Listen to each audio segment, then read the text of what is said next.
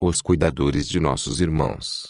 Apesar dos benefícios do fogo, há 150 mil anos os humanos ainda eram criaturas marginais. Agora eles podiam espantar leões, se aquecer durante noites frias e queimar uma ou outra floresta. Mas, considerando todas as espécies juntas, possivelmente o número de humanos vivendo entre o arquipélago indonésio e a Península Ibérica ainda não passava de 1 milhão, um mero ponto no radar ecológico. Nossa espécie, Homo sapiens, já estava presente no palco do mundo, mas, até então, estivera apenas vivendo sua vidinha num canto da África. Não sabemos exatamente onde ou quando animais que podem ser classificados como Homo sapiens evoluíram pela primeira vez a partir de algum tipo anterior de humano, mas a maioria dos cientistas concorda que há 150 mil anos a África Oriental estava povoada por sapiens que se pareciam exatamente como nós. Se um deles aparecesse em um necrotério moderno,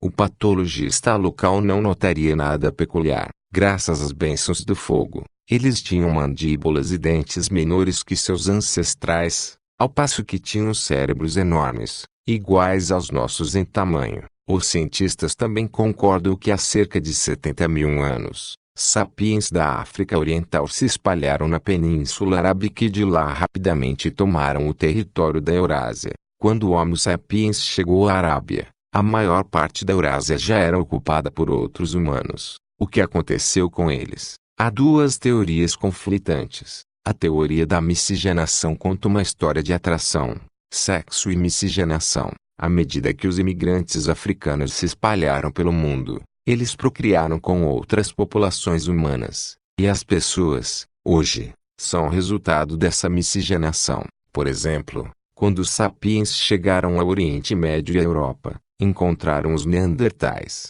Esses humanos eram mais musculosos que os sapiens, tinham um cérebro maior e eram mais bem adaptados a climas frios, usavam ferramentas e fogo, eram caçadores exímios e, ao que parece, cuidavam dos doentes e debilitados. Arqueólogos encontraram ossos de neandertais que viveram por muitos anos com várias deficiências físicas, indícios de que eram cuidados por seus parentes. Os neandertais muitas vezes são retratados em caricaturas como o arquetípico homem das cavernas bruto e estúpido, mas indícios recentes mudaram essa imagem. De acordo com a teoria da miscigenação, quando o Homo sapiens se espalhou por terras neandertais, os sapiens procriaram com neandertais até que as duas populações se fundiram. Se isso for verdade, então os eurasianos de hoje não são sapiens puros. São uma mistura de sapiens e neandertais. De forma semelhante, quando chegaram à Ásia Oriental,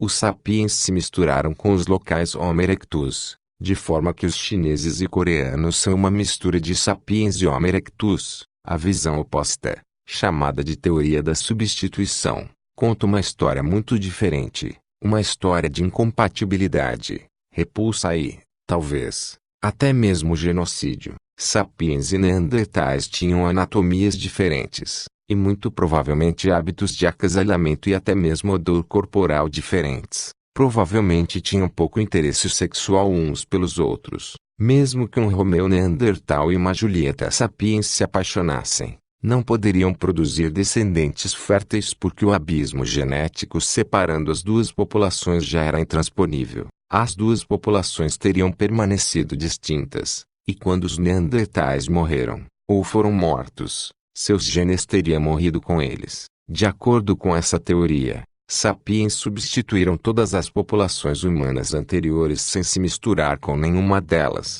Nesse caso, a origem de todas as linhagens humanas existentes pode ser atribuída exclusivamente à África Oriental de 70 mil anos atrás. Muita coisa depende desse debate. De uma perspectiva evolutiva, 70 mil anos é um intervalo relativamente curto. Se a teoria da substituição estiver correta, todos os humanos existentes têm mais ou menos a mesma bagagem genética, e as distinções raciais entre eles são desprezíveis. Mas se a teoria da miscigenação estiver correta, pode muito bem haver entre africanos, europeus e asiáticos diferenças genéticas que remontam a centenas de milhares de anos atrás. Trata-se de uma dinamite política que poderia fornecer matéria-prima para teorias raciais explosivas. Nas últimas décadas, a teoria da substituição prevaleceu entre os cientistas, tinha bases arqueológicas mais sólidas e era politicamente mais correta. Os cientistas não tinham desejo algum de abrir a caixa de Pandora do racismo ao afirmar a existência de uma diversidade genética significativa entre as populações humanas modernas. Mas isso terminou em 2010, quando foram publicados os resultados de um esforço de 4 anos para mapear o genoma dos neandertais. Geneticistas conseguiram coletar DNA intacto de fósseis de neandertais em quantidade suficiente para fazer uma comparação detalhada com o DNA de humanos contemporâneos. Os resultados desconcertaram a comunidade científica. Revelou-se que de 1% a 4% do DNA das populações modernas no Oriente Médio e na Europa são DNA de Neandertal. Não é uma grande quantidade, mas é significante. Um segundo choque veio meses depois, quando foi mapeado o DNA extraído do dedo fossilizado de Denisova. Os resultados comprovaram que até 6% do DNA humano dos melanésios e dos aborígenes australianos modernos são DNA denisovano. Se esses resultados forem válidos, e é importante ter em mente que estão sendo realizadas mais pesquisas que podem tanto corroborar quanto modificar essas conclusões. Os defensores da teoria da miscigenação acertaram em pelo menos alguns aspectos, mas isso não significa que a teoria da substituição esteja completamente errada, uma vez que os neandertais e os denisovanos contribuíram apenas com uma pequena proporção de DNA para nosso genoma atual. É impossível falar de uma fusão entre os sapiens e outras espécies humanas, embora as diferenças entre elas não fossem grandes o suficiente para evitar completamente a geração de descendentes férteis. Eram suficientes para fazer que tais contatos fossem muito raros. Sendo assim, como devemos entender as relações biológicas entre sapiens, neandertais e denisovanos? Claramente, não eram espécies completamente distintas, como são os cavalos e os jumentos. Por outro lado, não eram apenas populações diferentes da mesma espécie, como os bulldogs e os spaniels. A realidade biológica não é em preto e branco. Há também áreas cinza importantes. Quaisquer duas espécies que tenham evoluído de um único ancestral, como os cavalos e os jumentos, foram, em algum momento, apenas duas populações da mesma espécie, como os bulldogs e os spaniels. Com o tempo, as diferenças entre elas se acumularam, até que elas seguiram caminhos evolutivos separados. Deve ter havido um ponto em que as duas populações já eram bem diferentes uma da outra, mas ainda capazes, em raras ocasiões, de ter relações sexuais e gerar descendentes férteis. Então houve mutação em mais um ou dois genes, e esse último fio que as conectava se perdeu para sempre. Ao que parece, há cerca de 50 mil anos, sapiens, neandertais e denisovanos se encontravam nesse limite. Eram espécies quase separadas, mas não totalmente. Como veremos no próximo capítulo, os sapiens já eram bem diferentes dos neandertais e dos denisovanos não só em seu código genético e em seus traços físicos, como também sua capacidade cognitiva e habilidades sociais. Mas ainda era igualmente possível, em raras ocasiões, que um sapiens e um neandertal tivessem um filho. Portanto, as populações não se fundiram, mas alguns genes sortudos de neandertais pegaram uma carona no expresso sapiens. É um tanto perturbador, e, talvez, fascinante, pensar que nós, sapiens, possamos em algum momento ter tido relações sexuais com um animal de uma espécie diferente e gerado descendentes. Mas se neandertais, denisovanos e outras espécies humanas não simplesmente se miscigenaram com os sapiens, porque desapareceram, uma possibilidade é que o Homo sapiens as levou à extinção. Imagine um bando de sapiens chegando a um vale nos Balcãs onde os neandertais viviam há centenas de milhares de anos. Os recém-chegados começaram a caçar os cervos e a colher as nozes e as bagas que eram tradicionalmente a base alimentar dos neandertais. Os sapiens eram melhores caçadores e coletores, graças à superioridade de sua tecnologia e de suas habilidades sociais.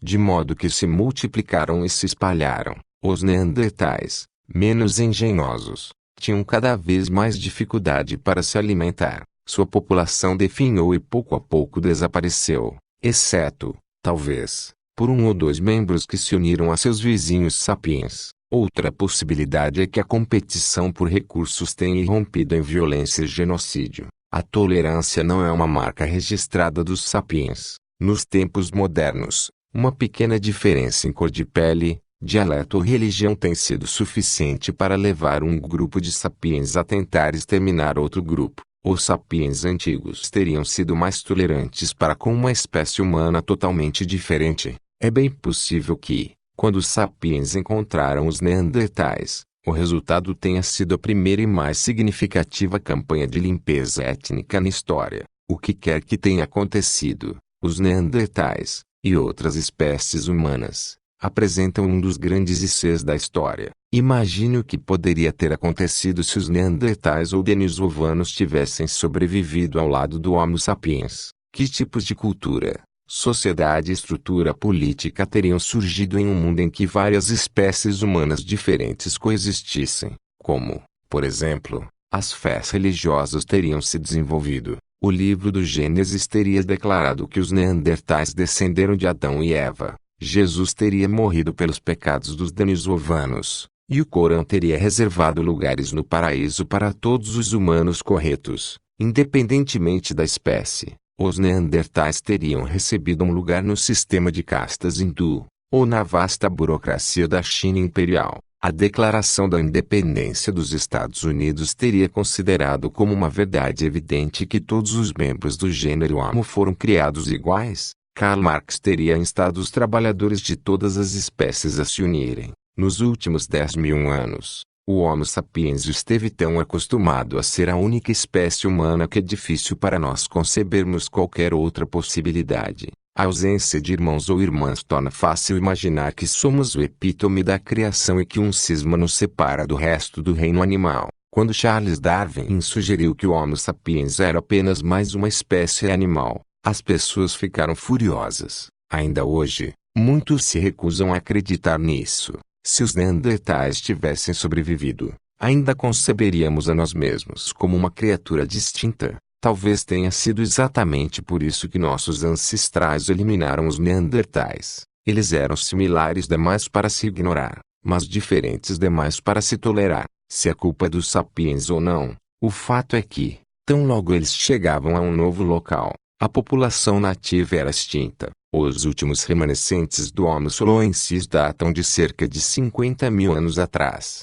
O Homo denisovo desapareceu logo depois. Os neandertais sumiram há cerca de 30.000 anos. Os últimos humanos diminutos desapareceram da Ilha de Flores há aproximadamente 12.000 anos. Deixaram para trás alguns ossos, ferramentas de pedra, uns poucos genes em nosso DNA e uma porção de perguntas sem resposta. Também deixaram a nós, Homo sapiens, a última espécie humana. Qual o segredo do sucesso dos sapiens? Como conseguimos nos instalar tão rapidamente em tantos habitats distantes e tão diversos em termos ecológicos? Como condenamos todas as outras espécies humanas ao esquecimento? Porque nem mesmo os neandertais, fortes, de cérebro grande e resistentes ao frio, conseguiram sobreviver a nosso ataque violento. O debate continua a se alastrar. A resposta mais provável é propriamente aquilo que torna debate possível. O Homo sapiens conquistou o mundo, acima de tudo, graças à sua linguagem única.